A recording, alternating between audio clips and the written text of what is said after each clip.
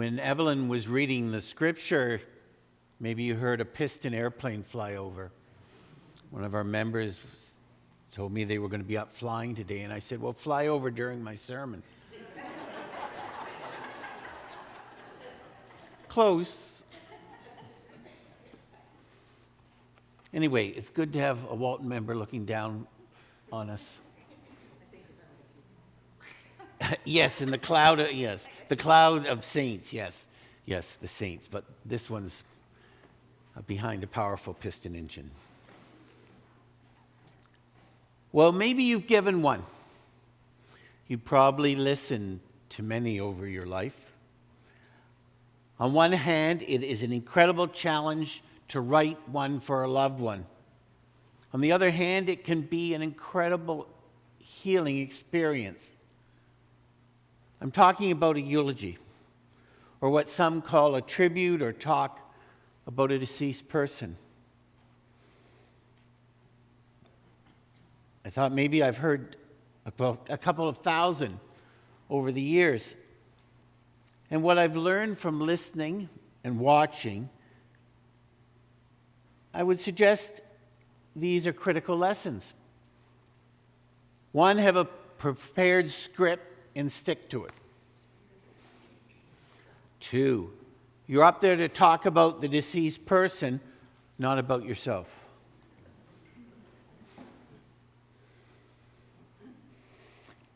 If it's upsetting, then don't look out at those you're closest to. Look at the back wall or the balcony.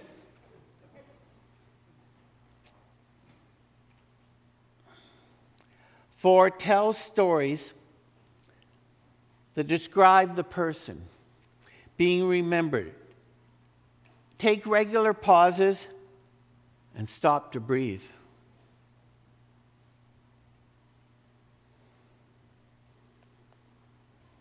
It's okay to laugh as well as cry. And probably the most important is be sober.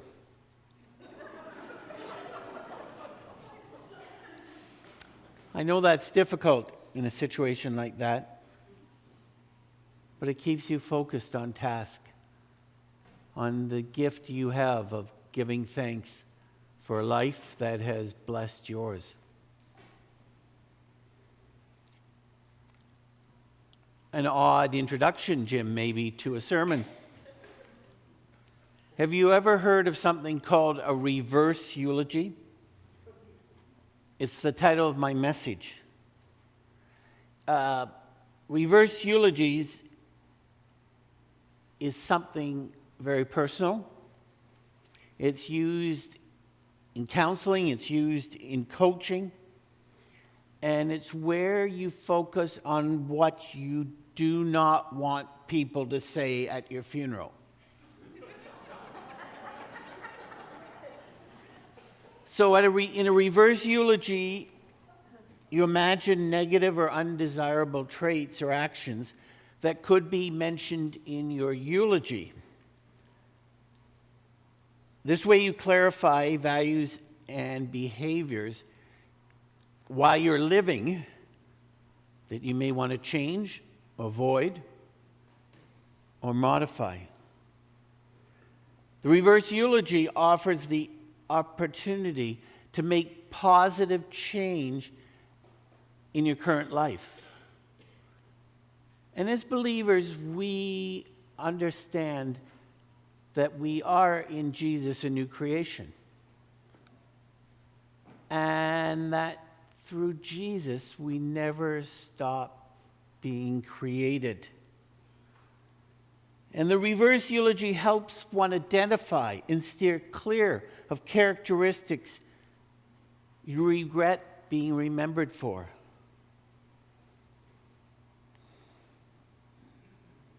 So let's take a look now at Luke 14 that Evelyn read and what it can teach us about what we might not want said in our eulogy.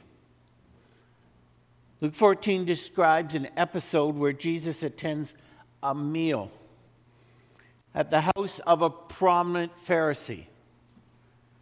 The verses blend real-world actions with a parable teaching on humility and hospitality.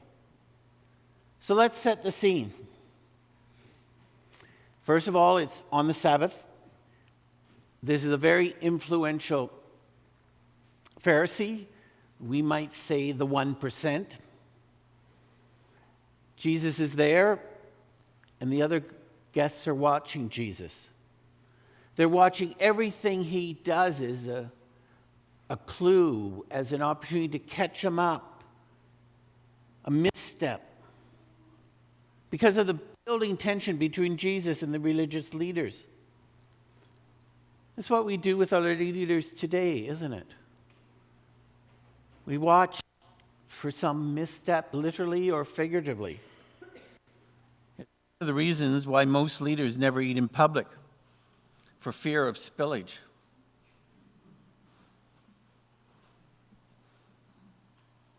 So Jesus focuses on the quality here of humility.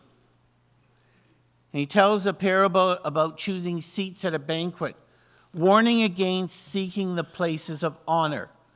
So we might say the head table. Instead, he says, take the lowest seat so the host might upbraid you later, so the host may honor you later. And the teaching is for everyone who exalts themselves will be humbled.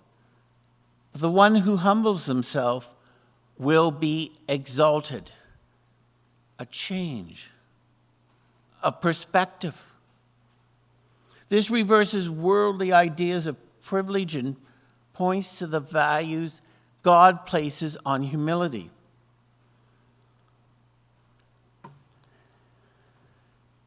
Have you noticed so many articles about travel are about seat upgrades? Different strategies or ways to get a better seat, either at less cost or using your points, or maybe free.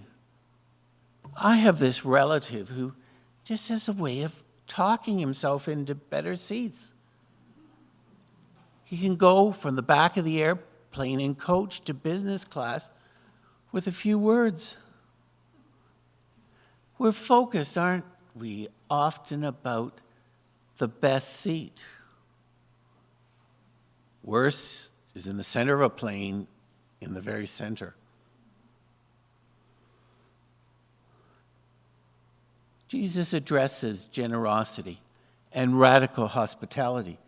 Jesus tells the Pharisee, not only invite your friends and family and wealthy neighbors who can repay, but he says to the Pharisee, but rather invite too the poor, the crippled, the lame, and blind, namely those who cannot repay. That it's not a reciprocal arrangement. Jesus says true generosity is giving without the expectation of return. And such actions are rewarded by God. So in our eulogy, when someone stands up at a pulpit or a lectern like this, I think most of us would prefer to be remembered as generous rather than greedy. Yes?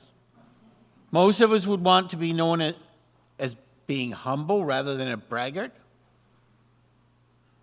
Most of us would want to be remembered for treating all God's children with equal care and concern. So you may ask, how does this parable play out on these dying days of summer 2025? Do you know the social trend of always waiting for the best invitation? Have you ever done that? Have you experienced that as a host? It is always waiting for the best invitation. It reflects modern anxieties and shifting norms around socializing and invitations. We see it sometimes here in programming at Walton. People wait till the last moment to confirm attendance.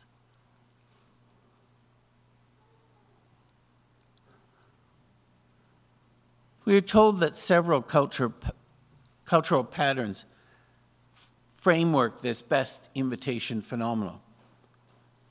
But there's also competition for social dates. Do you find you get invitations earlier and earlier for events? You get memos that say, hold the date. They don't really tell you the details. They just say, hold the date. Sometimes it's months and months or even years in advance. This invitation creep is a competitive move to secure people's time in crowded calendars. It's made scheduling competitive. On the other hand, people wait to see the best invitation before they commit to anything. They may hope for something more exclusive or exciting to come along. Well, it sure sounds like what Jesus is talking about in this parable in the home of the Pharisee. I recall asking a member of Walton why they left Walton for another church. Was it the preaching, I asked? No. Was it the music? No. Was it the kids' programs? No. I then asked this person if they agreed with the other church's political and social views on marriage, divorce, LGBTQ, and the role of women in church.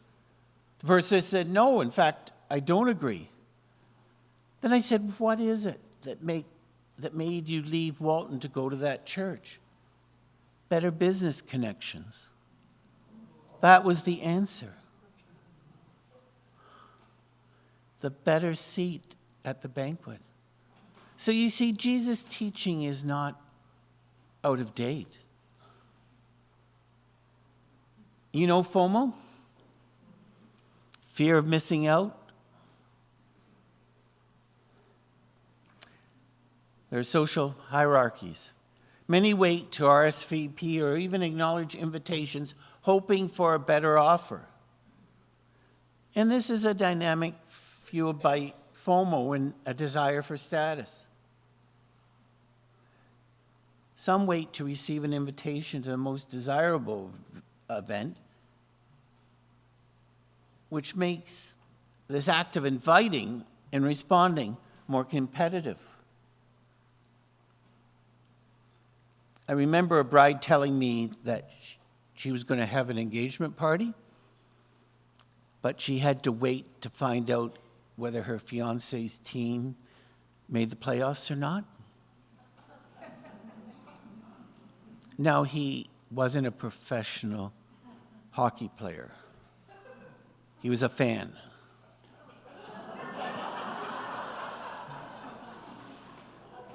So it wasn't about work. I wonder how that worked out for him. The critical teaching in today's parable about seating at the feast is timeless. He's questioning our self-promotion, the status seeking. Jesus is encouraging also a radical hospitality to those who may be on the outside.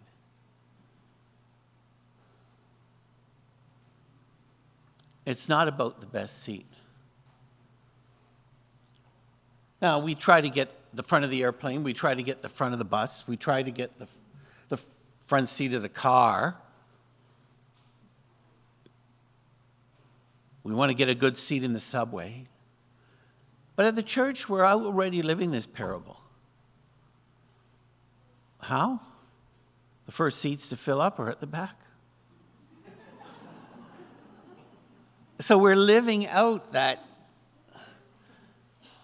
So does that mean I should take those in the back and bring them up to the front? Fortunately, at Walton, most of the time we need the front, the back, and balcony as well. A little tongue-in-cheek, but think about seating. Jesus says, consider those on the margins of society. Consider those who aren't famous, who can't reciprocate. Not only invite your friends, of course, invite wealthy relatives or neighbors, but also invite the poor, the outcast, and those unable to return the favor.